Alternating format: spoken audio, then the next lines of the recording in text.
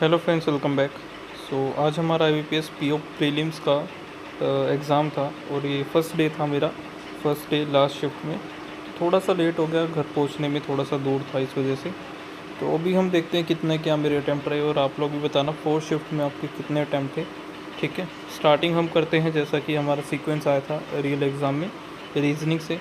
तो रीजनिंग में जो थी एक फ्लैट और फ्लोर की पज़ल थी जिसमें 4 फ्लैट थे। ठीक है, सॉरी 4 जो है फ्लोर थे और 2 फ्लैट थे।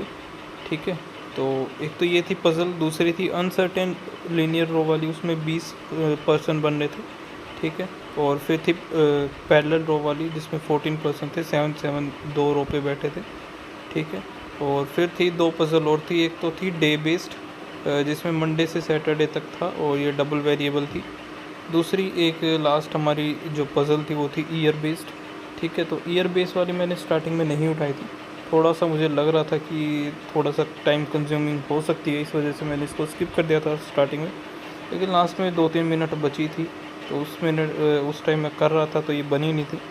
बाकी फिर इनइक्वालिटी के क्वेश्चन थे, सिलोगिज्म थे, डायरेक्शन के क्वेश्चन थे, 2-3 क्वेश्चन थे। और एक था वर्ड का, था एक वर्ड गिवन था जिसमें वोवल को नेक्स्ट लेटर से रिप्लेस करना था और कॉन्सोनेंट को प्रीवियस वाले से। फिर इनको अरेंज करके राइट साइड से थर्ड बताना था, आई थिंक। तो शायद से वो उसका जो आंसर आया था मेरा क्यू था, शायद ध्यान नहीं है मुझे, आई थिंक क्यू ही था। फिर एक पेयरिंग का था, पेयरिंग वाले में जो थे 4 पेयर बन रहे थे शायद, मेरे ध्यान नहीं आ रहा मुझे, आई थिंक 4 ही थे। ठीक है, तो ये थे रीजनिंग के। ठीक है, और उसके बाद हम देखते हैं इंग्लिश का। तो इंग्लिश ज़्यादा अच्छा मेरा गया नहीं, पैराजम्बल था जो कि मुझे टाइम ही नहीं मिला इसको करने का। बाकी चीज़ों में पता नहीं क्यों इतना ज़्यादा टाइम लग गया, पैराजम्बल हुआ ही नहीं मेरे से। 1 मिनट मिली, 1 मिनट में तो पढ़ा ही नहीं गया पूरा वो अच्छे से। ठीक है, एरर के कुछ क्वेश्चन थे, सेंटेंस इम्प्रूवमेंट के थे और थे सिंगल फिलर थे। ठीक है, आरसी के क्वेश्चन थे, आरसी आई हुई थी 10 क्वेश्चन के आसपास होंगे आरसी के। और फिर वर्ड यूसेज के कुछ क्वेश्चन थे, तो ये 30 क्वेश्चन थे कुल मिला के। ठीक है, ये इंग्लिश का जो सारे टॉपिक्स थे जो पूछे गए थे। फिर लास्ट हमारा क्वांट बचता है, तो क्वांट में टेबल डी आई थी, 5 क्वेश्चन थे। लीनियर ग्राफ डी आई थी, उसके 5 क्वेश्चन थे। टेबल वाली एक सेकेंड, एक टेबल थी या फिर लाइन वाली थी, एक क्वेश्चन उनमें कुछ ज़्यादा ही लेंदी था, तो वो मैंने स्किप कर दिया था और लास्ट तक उसको करने का टाइम भी नहीं मिला था।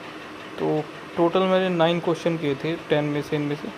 ठीक है, फिर मिसिंग नंबर सीरीज़ थी, तो 5 क्वेश्चन थे, वो भी हो गए थे, इजी थी। अप्रोक्सीमेशन के 5 क्वेश्चन थे। फिर अर्थमेटिक और क्वांटिटी बेस्ड थे, Q1 Q2। तो Q1 Q2 तो मैंने किए नहीं, कुछ अर्थमेटिक के क्वेश्चंस किए थे।